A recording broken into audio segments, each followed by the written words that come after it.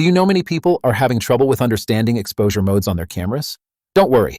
In this video, we'll show you how you do this. Let's start. Step 1. Use auto mode.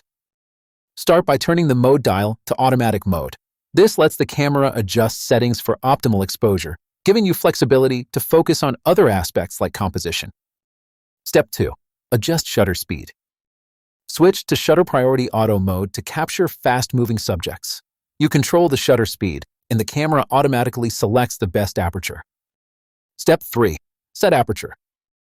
For controlling depth of field, choose Aperture-Priority Auto mode. Set the aperture to either blur or sharpen background focus, while the camera manages the shutter speed. Step 4. Control exposure. Use manual mode for full control over both shutter speed and aperture. This is perfect for creative shots in environments with challenging light conditions. Step 5. Select scene modes. Opt for scene modes when shooting specific types of scenes like portraits or landscapes. The camera automatically adjusts settings for optimal results. With these steps, you should now be able to effectively use the exposure modes on your Nikon Z52. Still need help? Visit our website for the complete manual.